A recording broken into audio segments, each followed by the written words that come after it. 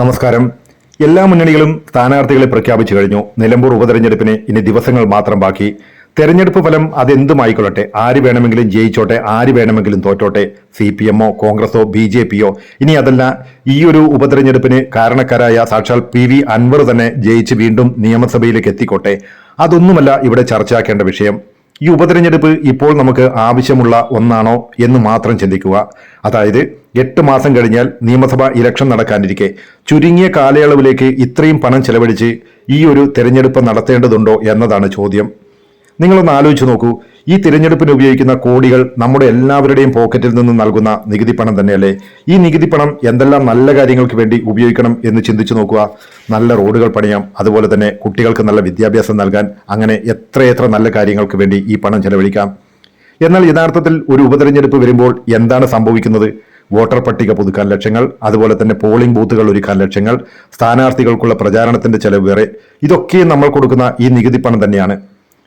ഇനി ഈ കോടികൾ കൊണ്ട് ഇതേ നിലമ്പൂരിലെ തന്നെ എത്ര കുടുംബങ്ങൾക്ക് ശുദ്ധമായ കുടിവെള്ളം ലഭ്യമാക്കാം, അല്ലെങ്കിൽ എത്ര പേർക്ക് പുതിയ വീടുകൾ വെക്കാം, അല്ലെങ്കിൽ എത്ര പേർക്ക് മികച്ച ആരോഗ്യ സേവനങ്ങൾ നൽകാം? ഈ ചോദ്യങ്ങൾ നിങ്ങൾ ഇതേ സ്ഥാനാർത്ഥികളോടും ഈ സ്ഥാനാർത്ഥികളെ ഉൾക്കൊള്ളുന്ന രാഷ്ട്രീയ പാർട്ടികളോട് ചോദിച്ചു നോക്കൂ.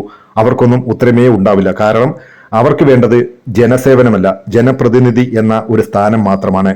അതിന് എത്ര പണം ചെലവായാലും ഒരു കുഴപ്പവുമില്ല. ഒടുവിൽ ഇനി ഈ ഉപതെരഞ്ഞെടുപ്പ് കഴിഞ്ഞാൽ എന്ത് മാറ്റമാണ് വരിക എന്ന് ചിന്തിച്ചു നോക്കുക. ഒരുപക്ഷെ പുതിയൊരു മുഖം നിയമസഭയിലേക്ക് എത്തുമായിരിക്കാം. പക്ഷേ നിലവിലുള്ള പ്രശ്നങ്ങൾക്ക് പരിഹാരമുണ്ടാകുമോ? അത് കണ്ടു തന്നെ അറിയണം. അതുവരെ നമ്മുടെ നികുതി പണം ആരുടെയൊക്കെയോ കീശയിലേക്ക് ഒഴുകി നീങ്ങുന്നത് നോക്കി നമുക്ക് സങ്കടം സഹിക്കാതെ ഇങ്ങനെ ചിരിക്കാം എന്ന് മാത്രമേ പറയാൻ സാധിക്കൂ. കാരണം ഈ ജനാധിപത്യ കളി എന്ന് പറയുന്നത് ഇതൊക്കെ തന്നെയാണ്. അതുകൊണ്ട് ഇനിയെങ്കിലും എവിടെയെങ്കിലും ഉപതെരഞ്ഞെടുപ്പിനെ കുറിച്ച് കേൾക്കുമ്പോൾ ഇതൊരു ഹാസ്യ നാടകമാണെന്ന് കരുതി ചിരിക്കാൻ ശ്രമിക്കുക. അല്ലെങ്കിൽ നമ്മുടെ നികുതി പണം കൊള്ളയടിക്കുന്നതിനെ കുറിച്ചോർത്ത് നാം തന്നെ കണ്ണീരൊഴുക്കേണ്ട അവസ്ഥ വന്നു ചേരും. തെരഞ്ഞെടുപ്പ് കമ്മീഷൻ, സർക്കാരുകൾ, അതുപോലെ തന്നെ രാഷ്ട്രീയ പാർട്ടികൾ എല്ലാവരും ശ്രദ്ധിക്കുക. ദയവായി ഈ നികുതി കൊള്ള മതിയാക്കുക. ജനങ്ങളുടെ പണം പാഴാക്കാതെ അവർക്ക് പ്രയോജനപ്രദമായ കാര്യങ്ങൾക്കായി ഉപയോഗിക്കുക. അതാണ് യഥാർത്ഥ ജനസേവനം എന്ന് പറയുന്നത്.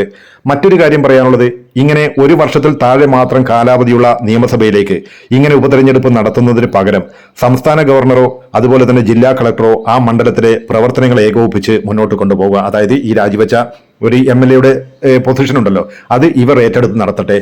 മറ്റൊന്ന്, ഇങ്ങനെ സ്വന്തം രാഷ്ട്രീയ ലാഭത്തിന് വേണ്ടി ഇതുപോലെ MLA സ്ഥാനം ഒഴിയുന്നവരെ പിന്നീടുള്ള എല്ലാ തിരഞ്ഞെടുപ്പുകളിൽ നിന്നും മത്സരവിലക്ക് ഏർപ്പെടുത്തിയാൽ കൂടി ദയവുണ്ടാവണം എന്ന് മാത്രം ഓർമ്മപ്പെടുത്തുന്നു. ഇല്ലെങ്കിൽ ഇതുപോലെ രാഷ്ട്രീയ നേട്ടം കൊയ്യുന്ന അൻവർമാർ ഇനിയും ജനിച്ചുകൊണ്ടേയിരിക്കും.